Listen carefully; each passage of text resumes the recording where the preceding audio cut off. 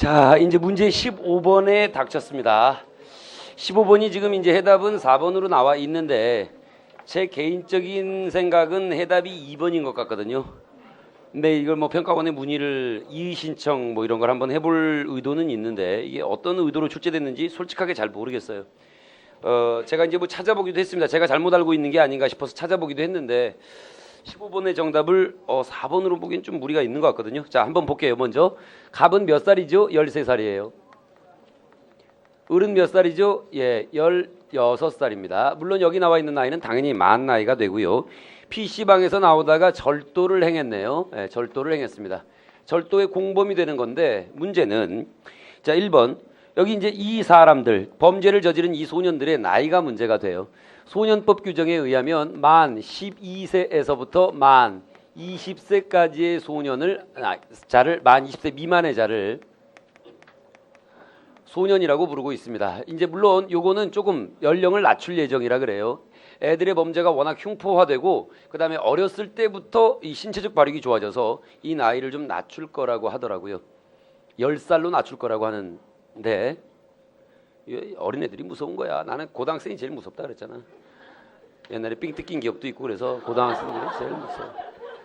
왜냐면 이렇게 성인들은 뒤를 생각을 합니다. 내가 이런 행동을 했을 때 그 뒤에 벌어질 일 귀찮기도 하고 그 다음에 무섭기도 할 텐데 이 나이의 친구들은 그 뒤에 벌어질 일에까지 생각이 미치질 않아요.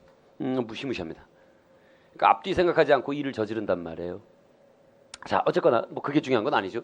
지금 이 문제의 소지가 굉장히 많은데 자, 그러면 이 나이의 아이들을 우리가 소년이라고 불러요. 소년에 관해서는 몇 가지 특례가 있는데요. 만 12세 이상 20세 미만이면서 범죄 우려가 있는 자를 우리가 뭐라고 하느냐? 만 20세 미만이면서 범죄를 아직 짓진 않았지만 범죄 우려가 있는 자, 얘를 범죄 우려가 있다라고 해서 뭐라 그래요? 우범소년이라고 부릅니다.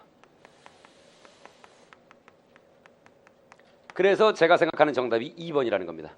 범죄를 저질렀기 때문에 우범소년 아니죠. 자, 두 번째는 어떤 나이면 만 12세 이상이고 몇 살이면 만 14세 미만이면서 뭐를 한 자? 범죄를 저지른 자를 우리가 법에 저촉되었다라고 해서 촉법소년이라 그래요.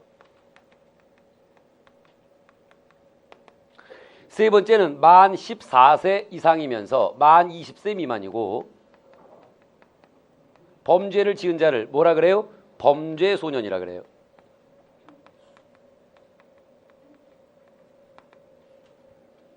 됐나요? 자, 그대로 가봅시다.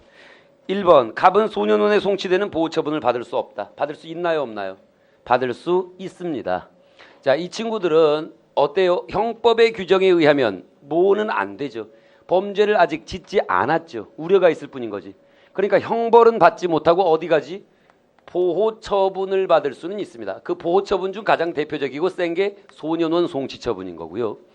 이 촉법소년은 어떻습니까? 나이가 14살 미만이니까 비록 범죄를 저질렀지만 교도소 안 가지요. 그래서 형벌은 받지 않고 보호처분의 대상이 될 뿐이에요.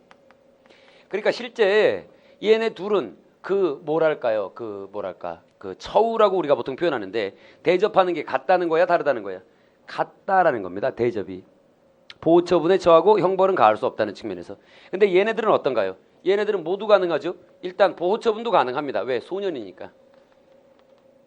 근데 모두 가능해? 나이가 14살 이상이니까 형벌을 부과하는 것도 가능해요. 자, 1번 틀렸죠? 보호처분 가할 수 있단 말이에요. 촉법소년이니까. 2번 갑은 범죄를 범하였으므로 우범소년에 해당되지 않는다. 제가 생각하는 답은 이겁니다. 범죄를 범했으니까 뭐라고 해야 돼? 촉법소년이라고 해야지. 우려가 있는 게 아니라 범죄를 범했는데 뭘. 이게 제가 생각하는 정답이에요. 3번 갑에 대해 보호처분을 하는 경우 판결전 조사제도를 이용할 수 있다. 판결전 조사제도가 뭐예요? 말 그대로 판결이에요. 그럼 판결전 조사제도를 활용할 수 있는 건 보호처분일까요? 아니면 형사 판결일 때일까요? 형사 판결일 때입니다. 보호처분은 판결이 아니에요. 결정을 하는 것이지. 무슨 얘기인지 이해돼요? 그러면 기왕에 나온 김에 그냥 공부는 한번 해볼게요. 제가 소개는 해드렸는데 여러분들이 아마 다 잊어버렸지. 범죄 소년 처리 절차를 한번 봅시다. 여러분이 경찰인데 범죄 소년을 잡았어. 자, 여러분이 경찰인데 얘네들을 잡았어. 그럼 어떡하지? 단순해요. 어디로 보내면 돼요? 자, 1번 검사, 2번 소년부 법관, 3번 그러니까 소년법원 법관. 3번 형사법원. 어디로 보내지? 어디로 보내? 얘네들을 잡으면 형벌은 받을 수 없으니까 형사법원으로 보낼 필요도 없고 보낼 수도 없어요. 그리고 기소 독점주의 때문에 경찰이 직접 형사법원에 보낸다는 건 넌센스입니다. 말이 아예 안 됩니다. 형사법원에 보낸다는 건. 그럼 어디로 가? 검사에게 보내? 아니면 소년법원으로 보내? 소년법원으로 그냥 보내면 돼요. 왜? 이것만 결정하면 되는 거니까. 이걸 결정하는 곳이 바로 뭐야? 소년법원이야. 이 소년법원에 가면 신구 아저씨가 기다리고 있단 말이야. 니들이 개맛을 알아 이러면서.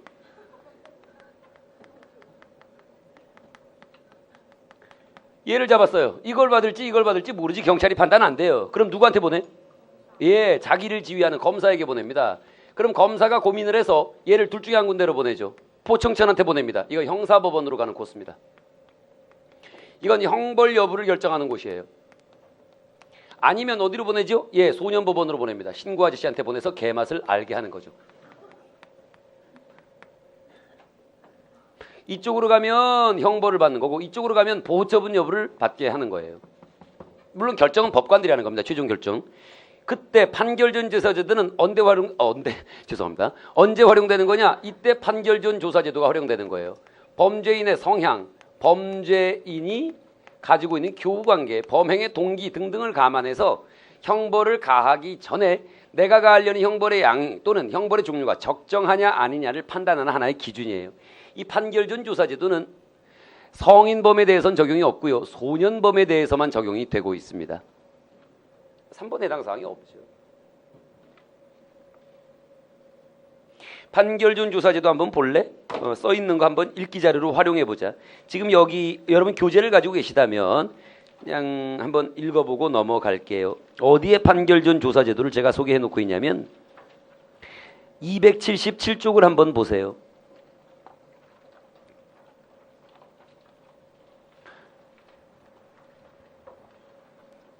중간 생략, 이하 생략, 중단 아래쪽만 볼게요. 277쪽의 오른쪽 아랫부분에 있습니다.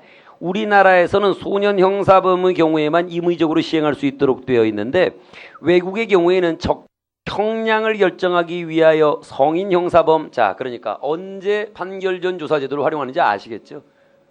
이 코스로는 판결 전 조사제도라는 게 활용이 안 되는 거예요. 무슨 얘기인지 이해가 되셨습니까? 예.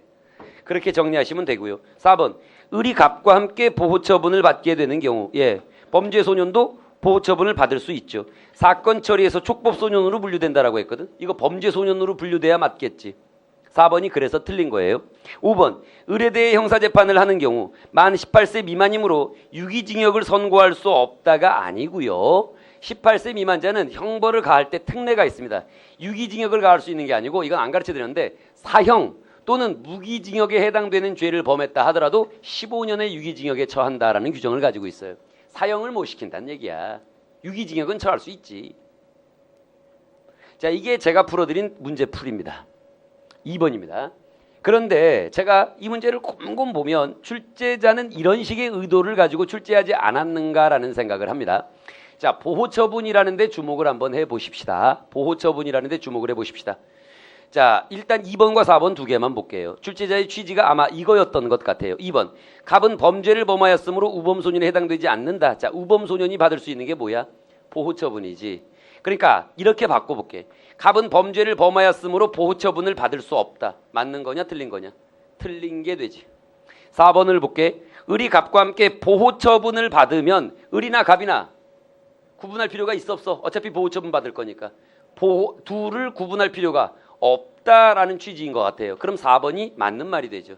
출제자의 의도는 아마도 여기에 있었던 것 같습니다. 보호처분이라는 말에 집착해서 문제를 출제했던 것 같아요. 그렇게 이해하면 4번이 답이 돼요. 근데 우리가 통상 알고 있는 지식으로 이해하면 답은 몇 번이 돼야 돼? 2번이 돼야 정상이에요. 그래서 아마도 복수 정답이 인정되지 않을까라고 생각이 돼요. 평가원에서 자기 잘못을 인정해 본 적은 별로 없어요. 별로 없습니다. 그러다 보니까 이거를 4번이라고 일단 4번이 틀렸다라고는 안 할 것 같고 2번도 일리가 있다 이렇게 나올 것 같은 느낌인데 여러분 점수를 한번 받아보시면 알 거예요. 왜냐면 한마디도 안 할 거거든. 틀림없이 이 친구들이. 시험 점수 발표할 때까지는 단 한마디도 안 할 거예요. 옳다 그르다에 대해서. 그리고 그냥 점수에 반영될 거니까 여러분이 알아서 하십시오. 그러니까 점수를 받아보면 12번에 2번 썼는데 틀린 걸로 봤는데 나중에 3점이 더 나왔다. 그럼 2번 정답 처리가 된 거예요. 뭐라고요? 금방 나온다고요? 아, 점수가 안 나오나? 이건 좀 심각한 문제네, 그러면. 알겠습니다. 어쨌거나 이 문제의 소지는 제가 여러 경로를 통해서 한번 수소문을 해보고 해결이 되면 여러분들에게 알려드리도록 할게요.